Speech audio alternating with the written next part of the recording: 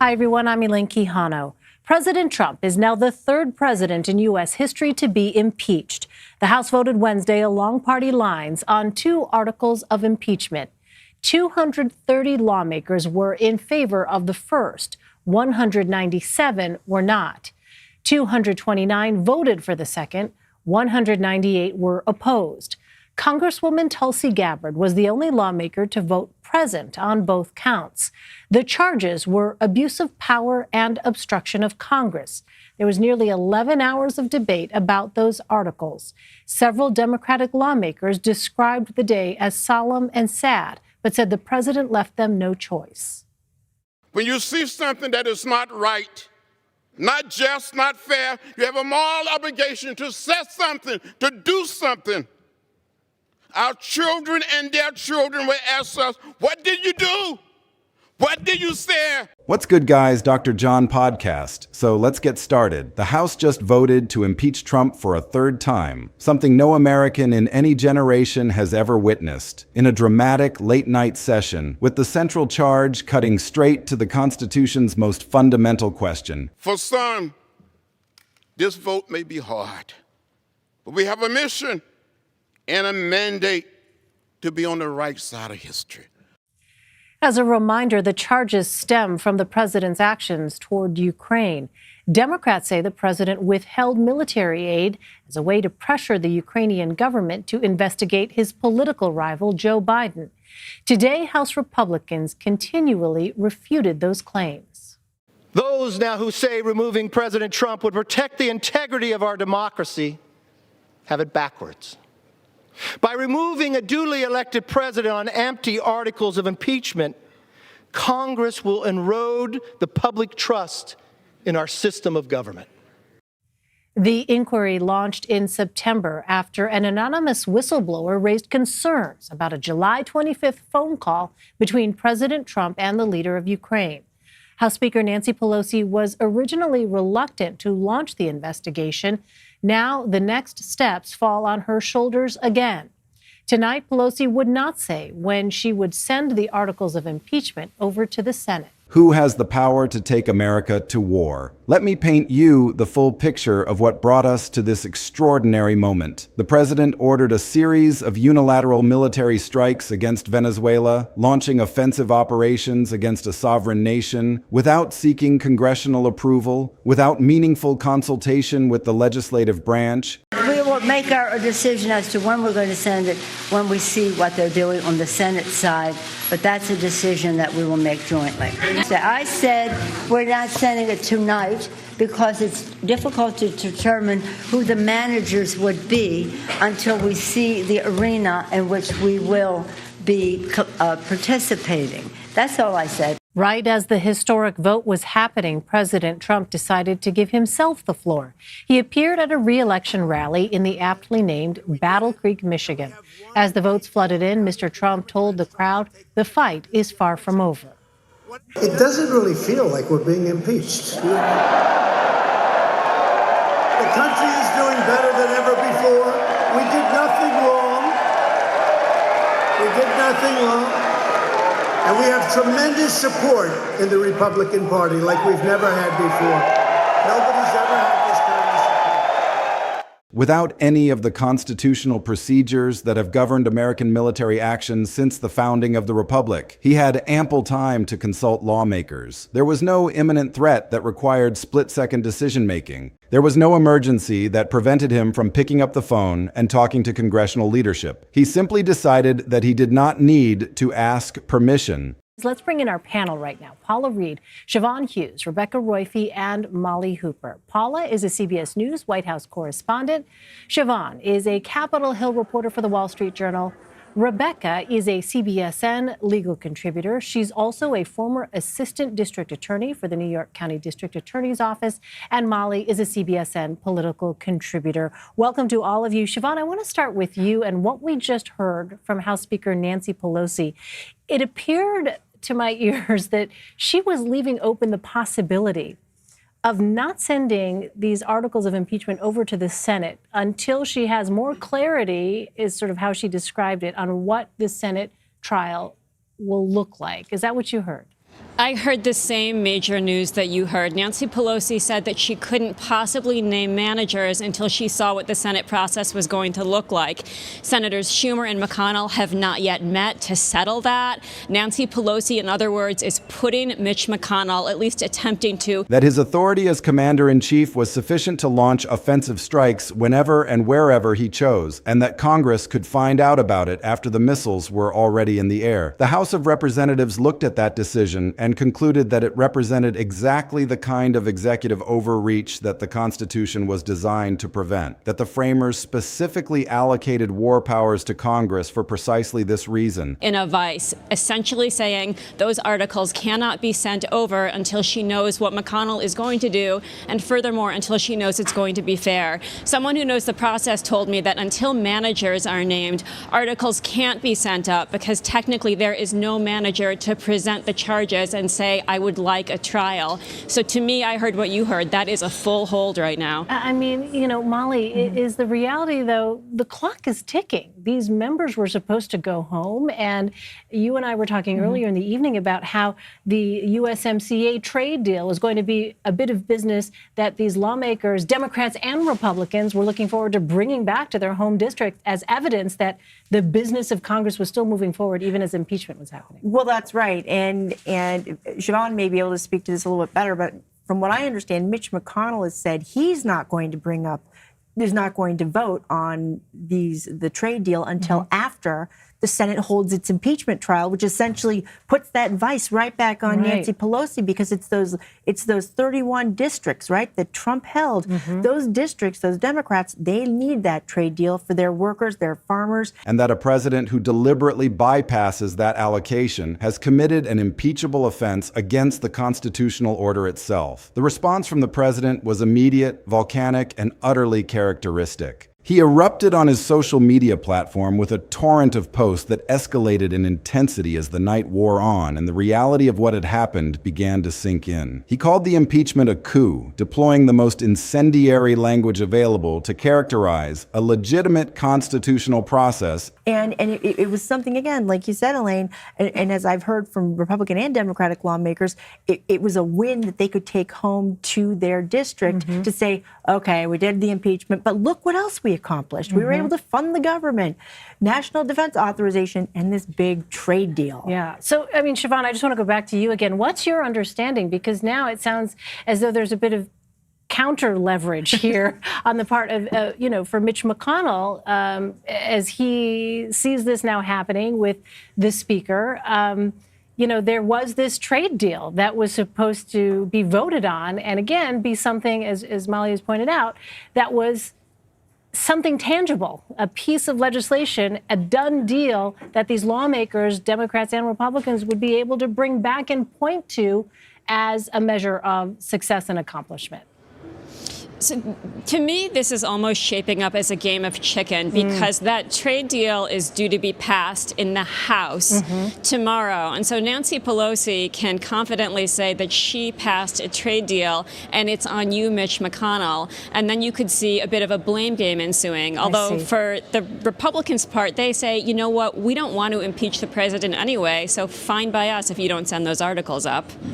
Interesting. All right. So, and the other thing is that, according to this rule, remember we were talking about the rules that set debate, the parameters of debate for the House floor. As an illegitimate seizure of power. He called it treason, accusing the members of Congress who voted to hold him accountable of betraying the country rather than fulfilling their constitutional obligations. He called it election interference, reframing a congressional impeachment vote as an attack on democratic processes rather than an exercise of them. The pattern was familiar to anyone who has watched his responses to previous accountability efforts. But the context made it more alarming because this is now the third time he has deployed. It also addresses that essentially after any article of impeachment is adopted, the speaker has as much time as she wants to appoint and authorize managers for the impeachment trial. So, she doesn't even have to do it necessarily this year. She could do it when Congress comes back in January. Interesting. And perhaps that does happen because it sounds like if you listen to Mitch McConnell and Chuck Schumer, they're talking past each other and they need to talk to each other.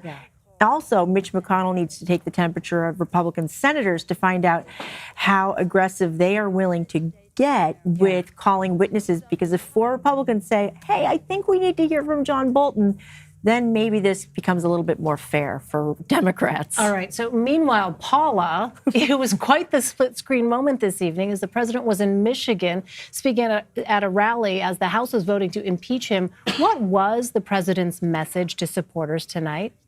Well, Elaine, he told the crowd it certainly doesn't feel like impeachment, and he touted his economic record and the party unity. From the beginning of this process, Elaine, we've heard the president call for his party to rally around him, and I've spoken with a top White House official who tells me they're quite pleased with the support that they've seen on the Hill, especially ahead of this likely Senate trial. Deployed this rhetoric against the constitutional impeachment process. Think about what it means for a president to be impeached 3 times. No other president in American history has been impeached more than once. Andrew Johnson faced a single impeachment and survived removal by a single vote in the Senate. Bill Clinton faced a single impeachment and was acquitted. Donald Trump has now faced 3 separate impeachment votes in the House of Representatives, 3 separate occasions on which the chamber constitutionally charged with initiating impeachment proceedings has concluded that his conduct met the threshold of high crimes and misdemeanors. But the president sort of shifted the attention at this rally forward, looking at 2020, reminding his supporters that, of course,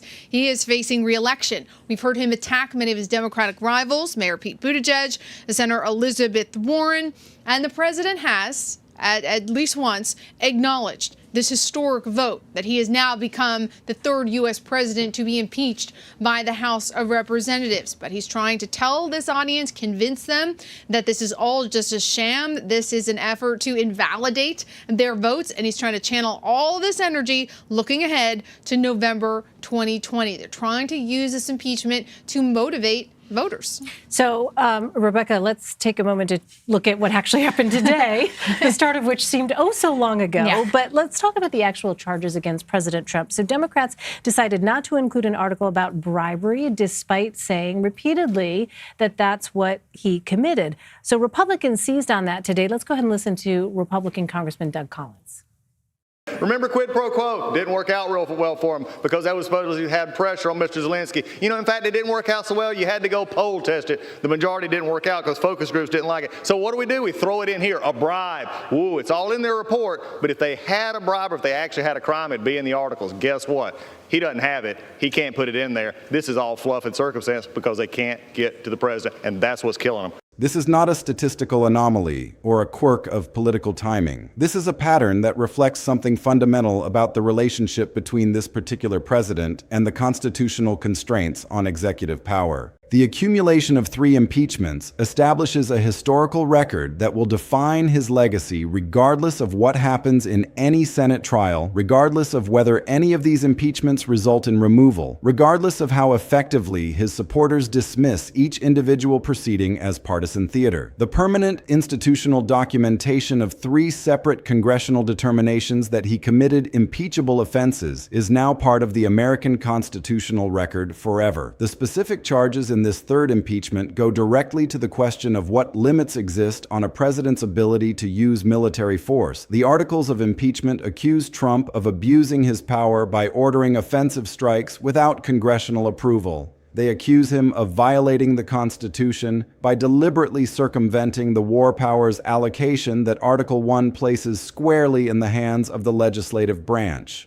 The resolution passed by the House specifically cites the constitutional text, grounding the impeachment in the actual words of the founding document rather than in vague notions of presidential overreach. The argument is straightforward and has deep roots in American constitutional tradition. The framers did not trust executive power when it came to matters of war and peace. They had lived under a monarchy where the king could commit the nation to military adventures without consulting anyone, and they designed a system specifically to prevent that from happening in the American Republic. Congress gets to declare war. Congress gets to authorize military action. The president commands the military once Congress has made the decision to engage. When a president launches offensive strikes without congressional authorization, he is not merely making a policy choice that reasonable people might disagree about. He is violating the structural allocation of power that the Constitution establishes, and a structural violation of that magnitude is precisely what impeachment is designed to address. The momentum for this impeachment did not materialize out of nowhere. Representative Al Green and other Democrats had been forcing surprise impeachment-related votes for months, using procedural mechanisms to gauge support within the caucus and to keep the issue alive despite leadership's preference for a more cautious approach. Those procedural ambushes revealed a level of support that startled even the organizers. Roughly 140 lawmakers were prepared to advance impeachment long before leadership gave the green light. 140 members of Congress had already concluded that Trump's conduct regarding the Venezuela strikes met the threshold for impeachment, and they were waiting for the procedural path to open up so they could act on that conclusion. That number was significant because it demonstrated that the impeachment was not being driven by a small fringe of the Democratic caucus, but represented a broad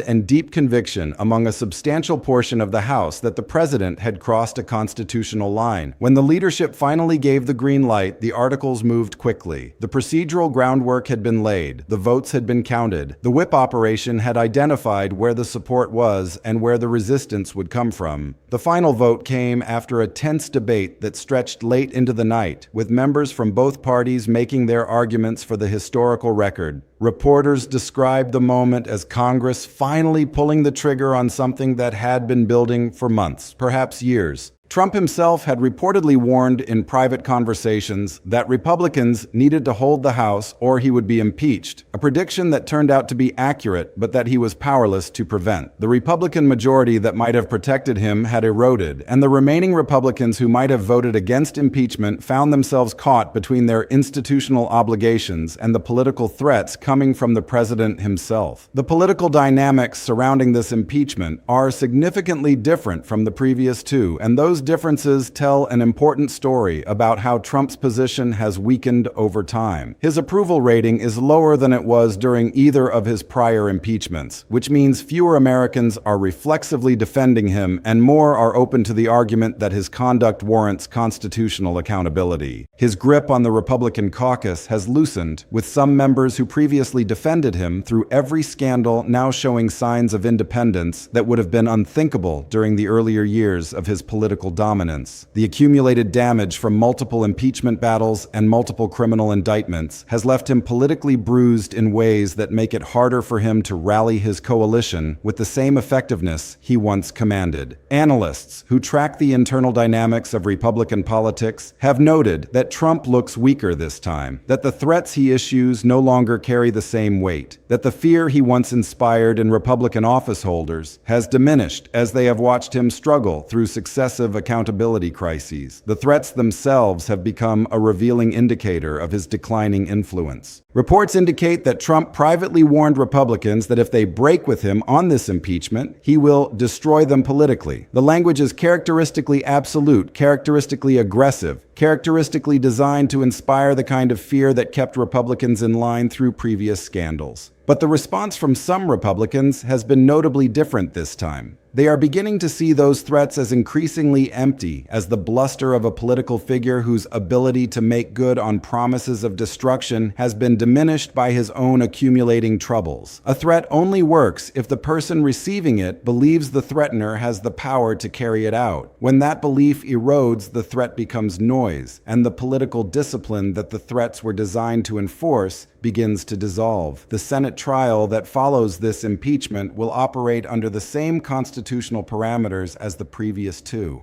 The case moves to the upper chamber, where the Chief Justice presides and the senators sit as jurors. A 2/3 vote is required for conviction and removal, a threshold that has never been reached in American history and is viewed as highly unlikely in a chamber where Republicans maintain control. The near certainty of acquittal has led some commentators to dismiss the impeachment as purely symbolic, as political theater without practical consequence. But that assessment misses the broader significance of what an impeachment represents, even when it does not result in removal. The impeachment power serves multiple functions within the constitutional system. It is a mechanism for potential removal, yes, but it is also a mechanism for establishing a formal congressional record about presidential conduct. for forcing members of Congress to take public positions on constitutional questions, for educating the public about the boundaries of executive power, and for creating historical documentation that shapes how future generations understand what occurred. Commentators who have studied the dynamics of this third impeachment have stressed that it is as much about branding Trump as a constitutional danger as it is about actually driving him from office. The impeachment forces every Republican senator to go on record in one direction or the other. They will have to vote on whether a president can launch offensive military strikes without congressional authorization. They will have to explain that vote to their constituents and to history. There is no way to abstain or remain neutral. The constitutional question is binary, and every senator's position will be recorded for posterity. For Republican senators from competitive states or districts, this is an excruciating position because whatever vote they cast will alienate some portion of the electorate they need to survive. Voting to acquit means defending unilateral presidential war-making, a position that is difficult to sell to voters who care about constitutional limits on executive power. Voting to convict means breaking with Trump and facing the wrath of his supporters, a prospect that remains intimidating even if his ability to destroy Republican careers has diminished. The Senate trial also carries the risk of surfacing damaging testimony and documents about Trump's national security decision-making. The evidentiary processes of a trial create opportunities for information to emerge that the administration would prefer to keep hidden. Witnesses can be called, documents can be subpoenaed.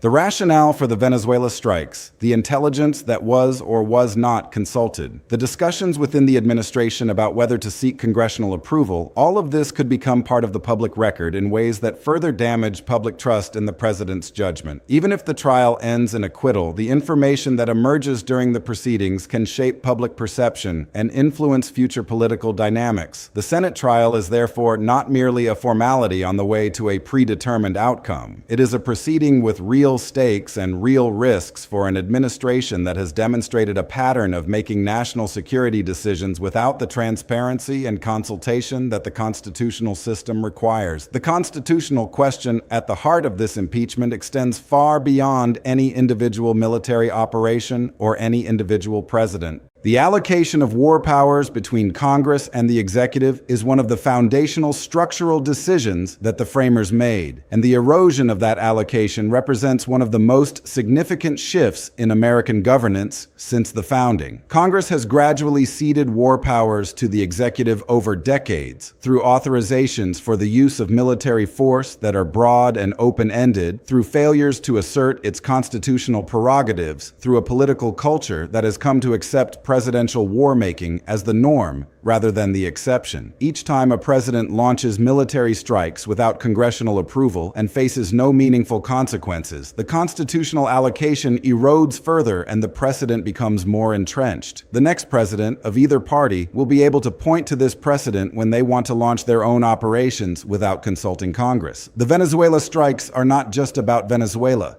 They are about whether the constitutional war powers framework still functions or whether it has become a dead letter that presidents can ignore at their convenience. The response from Trump to this impeachment reveals the same pattern that characterized his responses to every previous accountability effort. The coup language is particularly significant because it represents an attempt to delegitimize the constitutional process itself rather than to engage with the substance of the charges. Calling an impeachment a coup is not just rhetorical excess. It is a substantive claim that the people carrying out the impeachment are acting illegitimately, that they are attempting to seize power rather than exercise their constitutional responsibilities, that the process itself is corrupt and should be resisted rather than respected.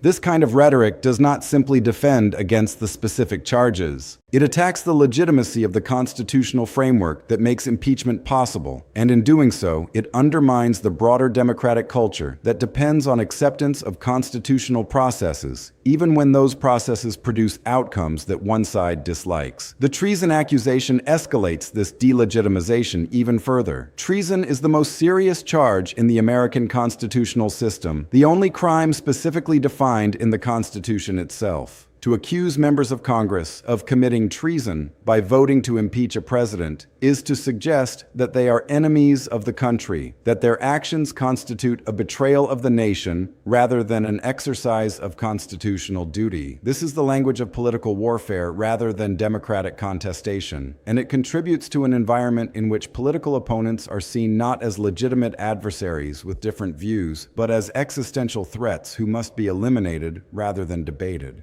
The election interference framing completes the trilogy by recasting a constitutional accountability mechanism as an attack on democracy itself, suggesting that holding a president accountable for his actions somehow undermines the will of the voters who elected him. The cumulative effect of these rhetorical strategies is to create a parallel narrative in which the impeachment is not a legitimate expression of congressional constitutional authority, but an illegitimate attack by corrupt actors who are trying to overturn the results of an election. This narrative serves multiple political purposes. It rallies the base by giving them a framework for understanding the impeachment that does not require them to grapple with the substance of the charges. It pressures Republican officeholders by suggesting that any cooperation with the impeachment process is collaboration with a coup. It creates a permission structure for ignoring the outcome of the impeachment regardless of what evidence emerges during the proceedings. And it contributes to the longer-term erosion of democratic norms by teaching a significant portion of the electorate that constitutional accountability mechanisms are inherently illegitimate when they target the leader they support. The Republican Party dynamics around this impeachment are complex and fluid. A small number of Republicans joined Democrats in voting for impeachment, a fact that is significant even if the total number is small relative to the size of the Republican conference. Each Republican vote for impeachment represents a crack in the wall of partisan solidarity that has protected Trump through previous accountability efforts. Each Republican who breaks ranks makes it easier for others to follow in the future by demonstrating that breaking with Trump is survivable, that the threatened political destruction does not inevitably materialize, that there is a constituency for constitutional conservatism that exists independently of loyalty to any individual leader. The Republican participation in this impeachment, however limited, establishes that the impeachment is not purely a partisan exercise, but represents a genuine constitutional concern that crosses party lines. The broader implications for American constitutional culture extend far beyond the immediate political calculations. The country is watching to see whether the constitutional system can hold a president accountable for actions that exceed the boundaries of executive authority. If the impeachment results in nothing more than a party line acquittal followed by a return to business as usual, the message sent to future presidents will be that war powers violations carry no meaningful consequences, that Congress has the formal authority to authorize military action, but lacks the institutional will to enforce that authority, that a president can launch strikes wherever and whenever he chooses and face nothing worse than a sternly worded impeachment article that never results in removal. If, on the other hand, the impeachment process generates sufficient public attention and sufficient political pressure to change the calculus around presidential war-making, even without resulting in conviction, then the constitutional framework will have demonstrated a degree of resilience that the current moment sometimes seems to lack. The historical record being created by this third impeachment is permanent and cannot be erased by any Senate acquittal or any presidential tweet. The articles of impeachment will remain in the congressional record. The votes will remain as part of each member's permanent record. The debates will remain as documentation of what Congress understood its constitutional responsibilities to be. Future historians and future Congresses and future citizens will be able to look back at this moment and understand what happened and why. The accumulation of 3 impeachments against a single president will stand as a unique chapter in American constitutional history, a chapter that raises fundamental questions about the relationship between executive power and constitutional constraints, about the effectiveness of impeachment as an accountability mechanism, and about the resilience of democratic institutions in the face of sustained pressure from leaders who do not accept the legitimacy of those institutions. The personal dimension of this impeachment for Trump himself is significant, even if he is ultimately acquitted in the Senate. Being impeached 3 times is a permanent mark on a political career, a historical footnote that can never be removed or reframed. Every biography will mention it, every historical assessment will address it, every comparison to other presidents will include it. The legacy that Trump might have constructed around other aspects of his presidency will always be shadowed by the fact that the House of Representatives concluded on 3 separate occasions that his conduct met the constitutional threshold for impeachment. This is not a legacy that any president would choose, and it is not one that can be dismissed as meaningless simply because the Senate did not convict. The historical judgment of the House is its own form of accountability, and that judgment has now been rendered 3 times.